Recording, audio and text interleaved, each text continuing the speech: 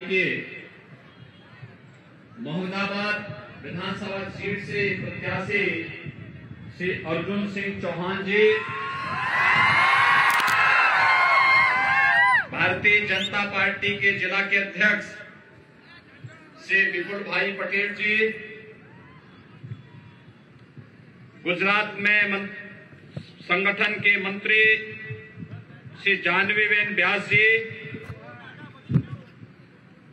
संगठन में प्रमुख श्री अजब सिंह ताबी जी, नीलेश पटेल जी, हेमेंद्र सिंह जादव जी, श्री भीका भाई परमार जी, श्री शीलाबेन व्यास जी, पिनाकिन राजपूत जी, दौलत सिंह ताबी जी, गौतम भाई चौहान जी, नटवर सिंह चौहान जी, बनराज सिंह जादव जी,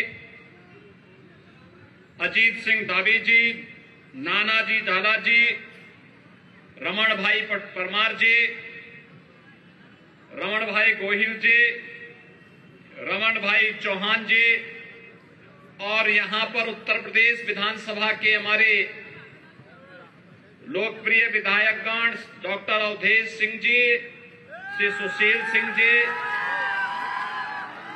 और मोहम्मदाबाद विधानसभा सीट से जुड़े हुए मेरे सभी उपस्थित भाइयों बहनों, आप सबका मैं हृदय से अभिनंदन करता हूं। अभी मुझे यहां आकर के सिद्ध विनायक मंदिर में दर्शन करने का सौभाग्य प्राप्त हुआ है। और भाइयों बहनों, इस खेड़ा जनपद में ही डाकोर के पास रणछोड़ दास मंदिर है। ये भगवान श्री कृष्ण द्वारिकाधीश का मंदिर है। भगवान श्री कृष्ण मथुरा उत्तर प्रदेश से ही गुजरात की धरती पर आए थे और गुजरात की जनता ने उन्हें द्वारिकाधीश बना दिया। गुजरात की धरती ने इस देश को राष्ट्रपिता महात्मा गांधी दिया, जिन्होंने देश की आजादी का नेतृत्व करते हुए सैकड़ों वर्षों की दास्ता से भारत को मुक्त करने में योगदान दिया। और गुजरात की धरती का कमाल है, लोह पुरुष सरदार वल्लभ भाई पटेल भी गुजरात की धरती पर पैदा होकर के भारत गणराज्य का एकीकरण करते हैं। गुजरात की धरती का चमत्कार है, दुनिया के सबसे लोकप्रिय नेता भारत के यशस्वी प्रधानमंत्री श्री नरेंद्र भाई मोदी जी भी गुजरात की धरती की माटी की देन है। भाइयों बहनों, वैश्विक मंच पर आज भारत दुनिया की सबसे बड़ी अर्थव्यवस्था के रूप में स्थापित हो रहा है। हम सब जानते हैं यह देश वर्तमान में अपनी आजादी का अमृत महोत्सव मना रहा है और इससे बड़ा सौभाग्य क्या हो सकता है कि जब देश आजादी का अमृत महोत्सव मना रहा है, उन स्थितियों में जिस ब्रिटेन ने 200 वर्षों तक भारत पे शासन किया था, आज वही भारत ब्रिटेन की अर्थव्यवस्था को पछाड़ करके भारत की दुनिया की 5वीं बड़ी अर्थव्यवस्था बना है। ये भारत के लिए, हर भारतवासी के लिए गौरव की बात है। भाइयों बहनों, आज वैश्विक मंच पर भारत की प्रतिष्ठा बढ़ी है। दुनिया के 20 बड़े देश, जिन्हें G20 के नाम पर संबोधित किया जाता है, जिनका दुनिया के 80% संसाधनों पर अधिकार है, वे 20 बड़े देश आज प्रधानमंत्री मोदी जी के नेतृत्व में भारत अगले 1 वर्ष तक उस G20 के देशों का नेतृत्व करेगा। आजादी के अमृत महोत्सव पर इससे बड़ा सौभाग्य और क्या हो सकता है। भाइयों बहनों, आज भारत की सीमा सुरक्षित हुई है, तो भारत के अंदर आतंकवाद, नक्सलवाद, अलगाववाद समाप्त हुआ है।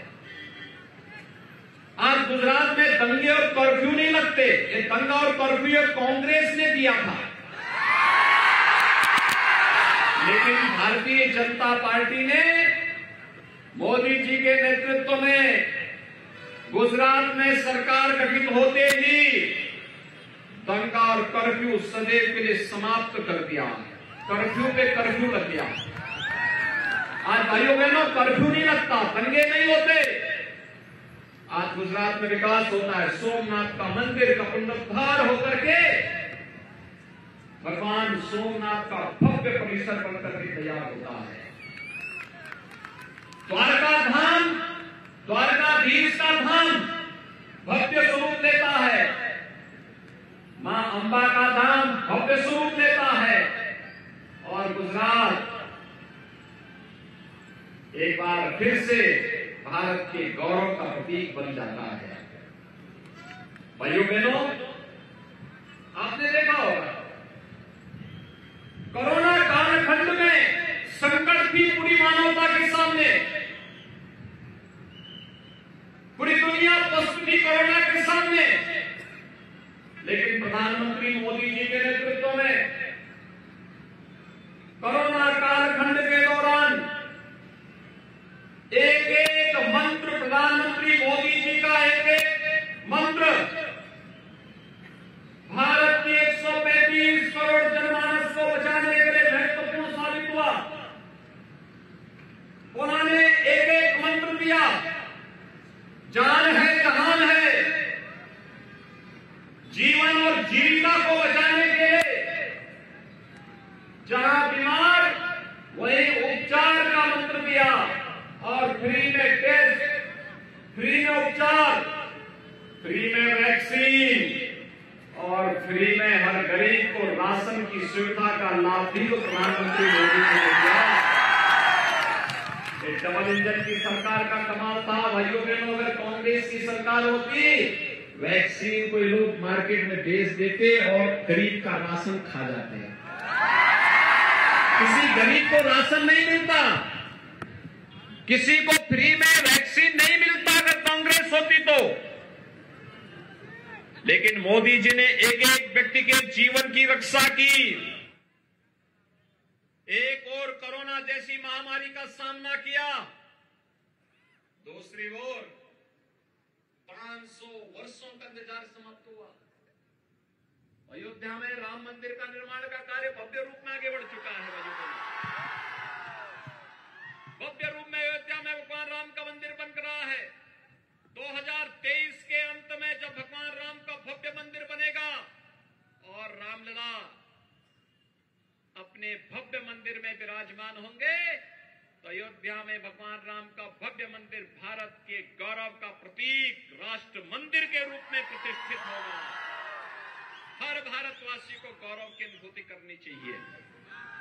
काशी में आप जाएंगे, प्रधानमंत्री मोदी जी के नेतृत्व में काशी विश्वनाथ धाम भव्य रूप ले चुका है। उज्जैन में आप जाएंगे, महाकाल का महालोक भव्य रूप प्राप्त कर रहा है। और उत्तराखंड में आप जाइए, केदारपुरी और बद्रीनाथ धाम एक नए स्वरूप में दुनिया के सामने प्रतिष्ठित हो रहा है। ये प्रधानमंत्री मोदी जी की परिकल्पना को साकार रूप प्रस्तुत करने की उनकी अद्भुत क्षमता का प्रदर्शन करता है। और भाइयों बहनों, यही नहीं, कांग्रेस ने आतंकवाद दिया था कश्मीर में धारा 370 लगा करके, और प्रधानमंत्री मोदी जी और गृह मंत्री अमित शाह जी ने धारा 370 को सदैव के लिए समाप्त करके आतंकवाद की ताबूत पर अंतिम कील ठोकने का काम भी किया है। और इसलिए भाइयों बहनों, आज मैं आपके पास आया हूं कहने के लिए, मुझे एक बात बताइए, क्या कांग्रेस कश्मीर से धारा 370 हटाती? और अगर कश्मीर से धारा 370 नहीं हटता तो तो भाइयों बहनों, आतंकवाद भी समाप्त नहीं होता। आतंकवाद समाप्त नहीं होता तो दंगे भी समाप्त नहीं होते।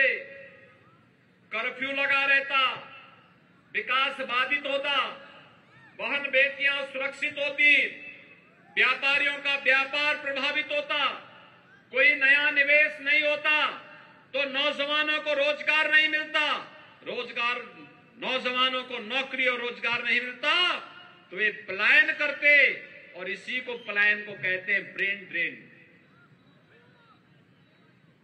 एक ही चोट से सारी बीमारियों का समाधान कर दिया कश्मीर से धारा 370 को हटा करके। और मैं पूछना चाहता हूं, क्या कांग्रेस अयोध्या में राम मंदिर का निर्माण करती? क्या कांग्रेस कर पाती? क्या कांग्रेस अयोध्या में राम मंदिर का निर्माण करती? और क्या कांग्रेस काशी में काशी विश्वनाथ धाम का निर्माण कर पाती? भाइयों बहनों, कांग्रेस न आपके संकट में सहयोगी बन सकती है। कोरोना कालखंड में ये दोनों भाई बहन कहीं दिखाई दे रहे थे क्या? कहीं नजर आ रहे थे? आज भी नहीं आ रहे हैं? नहीं दिखाई दे रहे होंगे। आपने देखा होगा, भारत जोड़ो आंदोलन चला रहे हैं, भारत जोड़ो यात्रा चला रहे हैं, लेकिन भारत जोड़ो कैसे चला पा रहे हैं देख रहे होंगे। उनके मंच पर राष्ट्रगान के लिए खड़े होते हैं और पता लगता है कि फिल्मी गाना बजने लगता है। ये है उनका भारत जोड़ो। भाइयों बहनों, ये लोग बोलते कुछ और है, करते कुछ और है, लेकिन भारतीय जनता पार्टी प्रधानमंत्री मोदी जी के नेतृत्व में जो बोलती है वही करती है, जो करती है वही बोलती है। और यही कारण है कि देश के अंदर विश्वास के प्रतीक के रूप में मोदी जी आज पूरे भारत के 135 करोड़ लोगों के लाडले बने हुए हैं, उनके विश्वास के प्रतीक बने हुए हैं।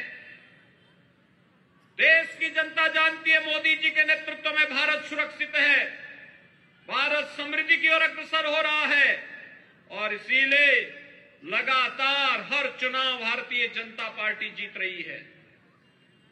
उत्तर प्रदेश में 403 विधानसभा है, 25 करोड़ की आबादी है, और कांग्रेस कितनी सीट जीती है?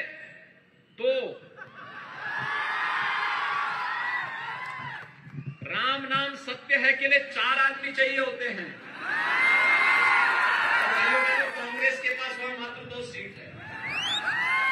और इसलिए भाइयों बहनों, जब उत्तर प्रदेश ने कांग्रेस को समाप्त कर दिया, तो क्या गुजरात भी इसके लिए तैयार है? तैयार हैं? आप सभी लोग इस बारे में सहमत हैं? तो मैं आप सबसे इस बारे में अपील करूंगा कि आप सभी लोग अगर प्रधानमंत्री मोदी जी के नेतृत्व में, गुजरात के अंदर श्री भूपेंद्र भाई पटेल के नेतृत्व में खुश हैं, तो आप सभी भारतीय जनता पार्टी के प्रत्याशी श्री अर्जुन सिंह चौहान को भारी बहुमत से विजयी बनाने में अपना योगदान देंगे। सभी लोग सहमत हैं? तो आप सभी मेरे साथ अपना दोनों हाथ उठा करके उन्हें अपना समर्थन देंगे, मेरे साथ बोलेंगे, भारत माता की, भारत माता की।